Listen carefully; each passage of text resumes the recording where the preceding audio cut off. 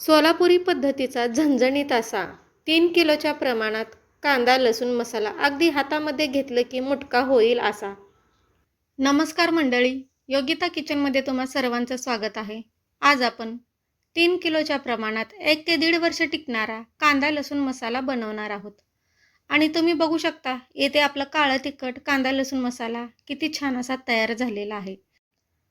आणि अगदी संपेपर्यंत या कांदा लसूण मसाल्याची चव आणि कलर अजिबात बदलत नाही. संपेपर्यंत आहे तसा हा कलर आणि या मसाल्याची चव राहते.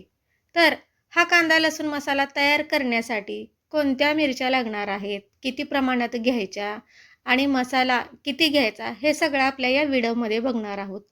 आणि तुम्ही बघू शकता हातामध्ये मुटका होईल अशा पद्धतीने आपल्या इथं कांदा लसूण मसाला तयार झालेला आहे. तर याला कांदा लसूण मसाला पण म्हणतात, काळं तिखट पण म्हणतात, काळं मसाला पण म्हणतात. तर आता 3 किलोच्या प्रमाणात कांदा लसूण मसाला बनवायला घेऊया आणि त्यासाठी लागणारे साहित्य पण बघूया. तर इथे बघा 1 किलोच्या प्रमाणात मी पांढरी मिरची घेतलेली आहे.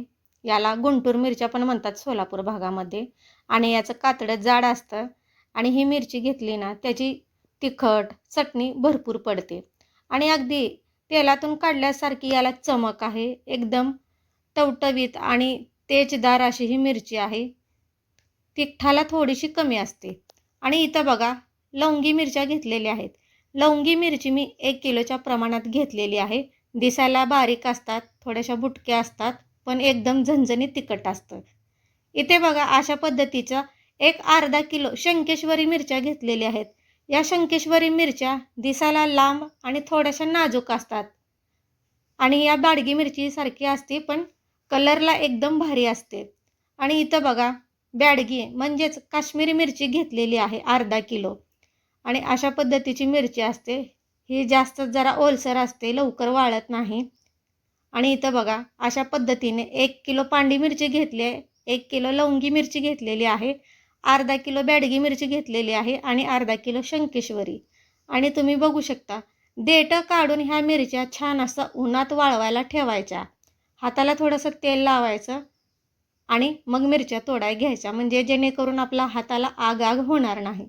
आणि तुम्ही बघू शकता सर्व मिरच्या मी तोडून मग उन्हात टाकलेल्या आहेत. काय होतं उन्हात जर टाकला आणि मग नंतर देठ काढत राहिले की त्याच्या मिरचीचा चुरा होतो आणि हाताला जास्त आग होते. त्यासाठी अशा पद्धतीने मिरच्या निवडून घ्यायच्या आणि मगच उन्हाला सुकवायला वाळायला ठेवायच्या.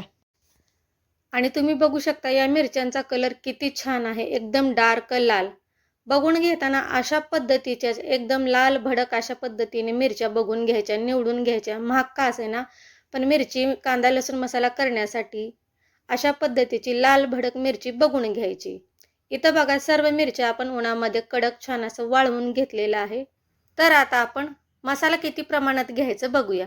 इथे बघा 30 ग्राम दालचिनी घेतलेली आहे, 30 ग्राम चक्री फूल घेतलेला आहे, 30 ग्राम जायत्री घेतलेली आहे आणि 50 ते 60 ग्राम आपण 30 ग्राम इथं मी मोठी मसाला विलायची घेतलेली आहे आणि हिरवी विलायची 20 ग्राम घेतलेली आहे.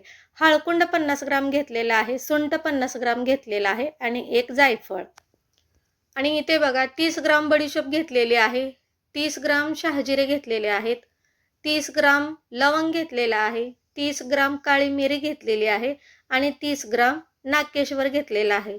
सोबतच बघा इथं घेतलेला आहे दगडी फूल घेतलेले आहेत एक 30 ग्राम आणि तेजपान घेतलेला आहे 30 ग्राम.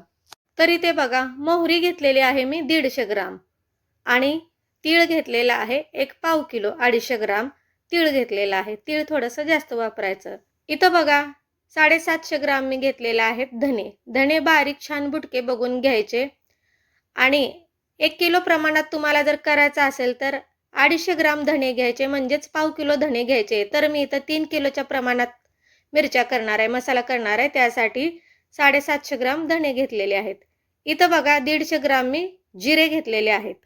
तर इथे बघा 3 किलोचा मसाला करण्यासाठी 1.5 किलो कांदा मी अशा पद्धतीने खिसणीने बारीक छान असे किसून घेतलेले आहे, जेणेकरून याचे पातळ छान असे काप येतात आणि कांदा छान असा तळला जातो.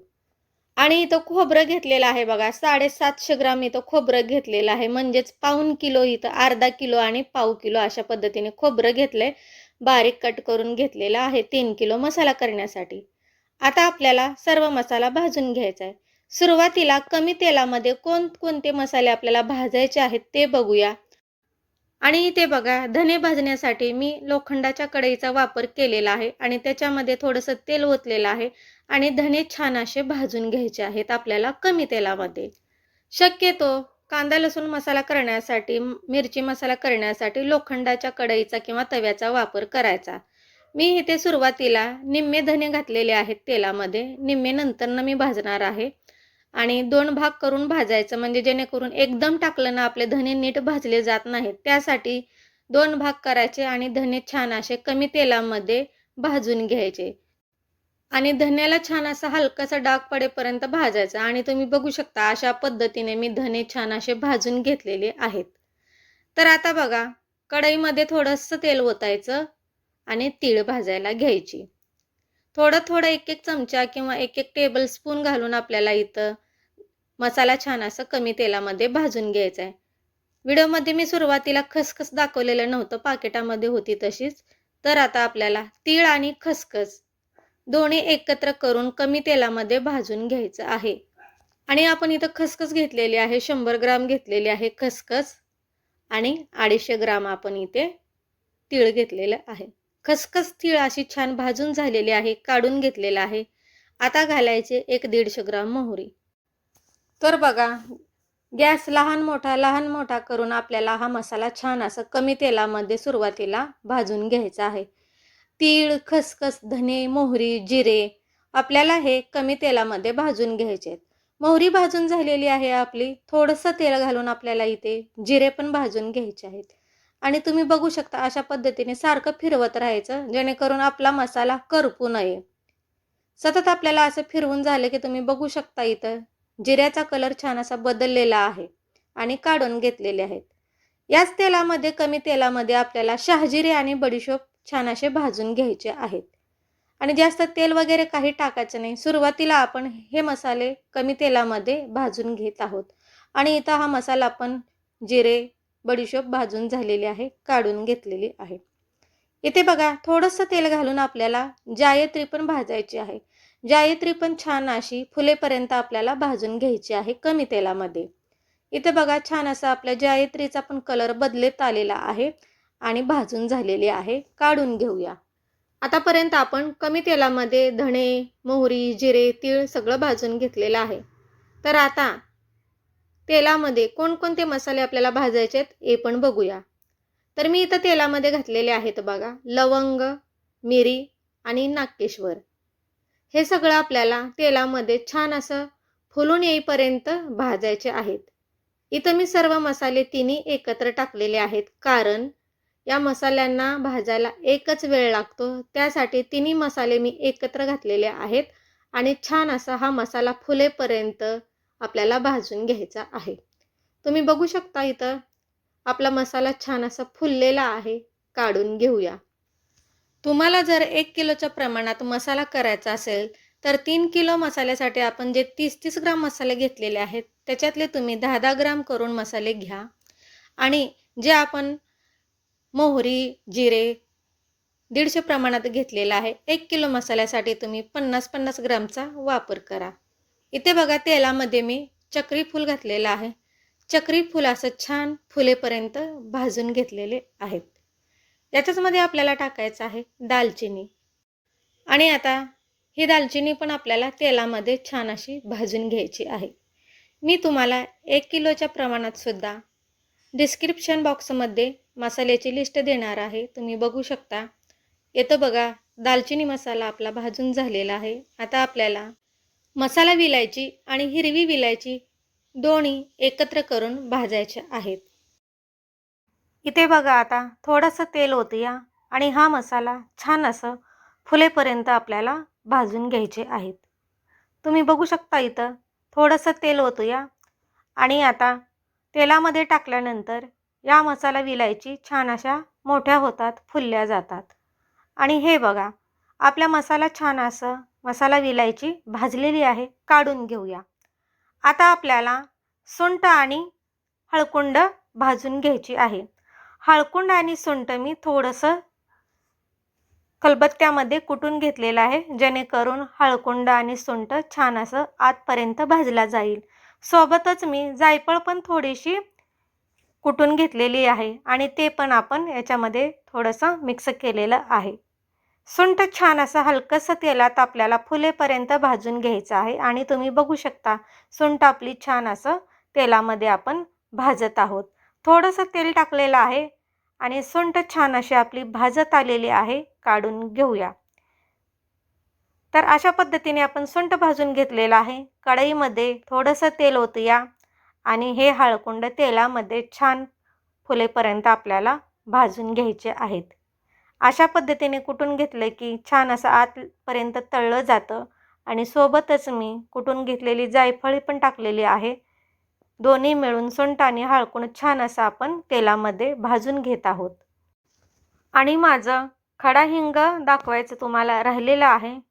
तर मला खडा हिंग भेटला नसल्याने मी इथं खडा हिंग पावडर म्हणजे आपलं हिंगाची डब्बी मिळते ती डब्बीचा वापर करणार आहे मसाल्यामध्ये टाकण्यासाठी. तर आता आपलं हळकुंड भाजून झालेले आहे. आता तेल टाकायचं आणि हे दगडी फूल छान असं तेलामध्ये आपल्याला भाजून घ्यायची आहे. तर हे सुरुवातीला थोडंसं फिरवून घेऊया आणि मग नंतरने आपल्याला थोडं थोडं करून याच्यामध्ये तेल टाकायचं आहे आणि छान असं हे दगडी फूल तेलामध्ये आपल्याला भाजून घ्यायचं आहे. इथं बघा दगडी फूल आपलं भाजून झालेलं आहे. आता तेजपान टाकलेलं आहे. याच्यामध्ये थोडंसं तेल ओतलेलं आहे बघा आणि तेजपान आपल्याला छान असं भाजून घ्यायचं आहे बारीक गॅस करून. आपल्याला इथे तेजपान करपवायचं नाही. अशा पद्धतीने हलकंसं तेजपान आपण भाजून घेतलेलं आहे. खडे मसाले आणि बारके मसाले आपले सगळे भाजून झालेले आहेत. त्याच कढईमध्ये आपल्याला तेल ओतायचं आहे आणि तेलामध्ये आपल्याला हे खोबरं छान असं भाजून घ्यायचं आहे. सोनेरी रंगावर येईपर्यंत आपल्याला हे खोबरं छान असं तेलामध्ये भाजून घ्यायचं आहे. आणि तुम्ही बघू शकता ह्या खोबऱ्याचा कलर पण बदललेला आहे आणि छान असं तेलामध्ये आपलं खोबरं भाजून झालेलं आहे. अगदी सोनेरी रंग येईपर्यंत आपण हे खोबरं छान असं तेलात भाजून घेतलेलं आहे. तर हे खोबरं आपण काढून घेऊया. खोबरं भाजून झालं की आपल्याला आता कांदा परतून घ्यायचा आहे. जे आपण किसणीने बारीक कांदा किसून घेतला होता ते आपल्याला तेलामध्ये कडकडीत तेलामध्ये कांदा किसलेला घालायचा आहे. कांद्याचे पण 2 भाग करायचे म्हणजे जेवढा कांदा घेतलाय तेवढाच एकदम टाकायचा नाही. निम्मा निम्मा करून हा कांदा मी छान असं सोनेरी रंगावरती कडक होईपर्यंत भाजून घेणार आहे. आणि मोठाच गॅस करायचा कांदा भाजताना आणि थोडंसं सुरुवातीला बारीक मीठ टाकायचं आणि कांदा छान असा भाजून घ्यायचा. आणि आपले सर्व खडे मसाले खोबरं आणि कांदा छान असं भाजून झालेला आहे. मसाला करण्यासाठी सर्व मसाले आपण इथं तळलेले आहेत. तुम्हाला अजून कोणते मसाल्यामध्ये ॲड करायचं असेल तर तुम्ही करू शकता. आणि मी इथं मसाल्यामध्ये घालण्यासाठी तेल पण गरम करून घेतलेलं आहे. एक 300 ते 400 ग्राम. आणि इथं तुम्ही बघू शकता मी सुरुवातीला शंकेश्वरी मिरच्या या कढईमध्ये घातलेल्या आहेत. या मिरच्या हलक्याशा भाजून घ्यायच्या. अशा पद्धतीने थोडं थोडं करून सर्व मिरच्या आपल्याला भाजून घ्यायच्या आहेत, जेणेकरून आपल्या मसाल्याचा रंग अगदी छान येईल. तर इथे बघा सर्व खडा मसाला मी भाजून घेतलेला आहे आणि अशा पद्धतीने टोपलीमध्ये भरलेला आहे. तर 3 किलो मिरचीसाठी आपल्याला इथे अर्धा किलो मी लसूण घेतलेला आहे. छान असं मिक्सरला वाटून घेतलेलं आहे लसूण. आणि जे खोबरं आपण तेलामध्ये तळून घेतलं होतं त्याची अशी पेस्ट केलेली आहे. तेल सुटेपर्यंत आपण हे खोबरं मिक्सरला वाटून घेतलेलं आहे. आणि जो कांदा आपण तळून घेतला होता तो पण कांदा अशा पद्धतीने तेल सुटेपर्यंत आपण मिक्सरमध्ये वाटून घेतलेला आहे. अशा पद्धतीने सगळं मिरची मसाला आपण भरून घेतलेला आहे. आणि 3 किलो मिरची मसाला करण्यासाठी आपल्याला इथं पाऊण किलो म्हणजे 750 ग्राम मोठ्या मिठाचा वापर करायचा आहे. आणि इथे बघू शकता तुम्ही सर्व मिरची कांडप केंद्रामधून काढून आणलेली आहे आणि तुम्ही बघू शकता याचा कलर रंग किती छान आणि सुंदर सुरेख असा आलेला आहे. अगदी हातात मध्ये घेतलं की मुटका होईल अशा पद्धतीने आपला कांदा लसूण मसाला तयार झालेला आहे. तुम्ही बघू शकता. आणि कांदा लसूण मसाल्याचा असा मुटका झाला तर समजायचा की आपला कांदा लसूण मसाला अगदी परफेक्ट तयार झालेला आहे. अजिबात याचा कलर जात नाही, चव बदलत नाही एकदम. आणि कोणत्याही भाज्या करताना तुम्हाला दुसरा मसाला टाकायची गरज नाही. अशा पद्धतीने आपण घरामध्ये छान असं 1 ते 1.5 वर्ष टिकणारा कांदा लसूण मसाला बनवलेला आहे. तुम्ही बघू शकता. कॅरी बॅगमध्येच आहे ही मिरची, अजून आपण काढलेली नाही. आता बघा इथं मी टोपलं घेतलेलं आहे आणि या कांदा लसूण मसाल्याचा कलर तुम्ही बघू शकता.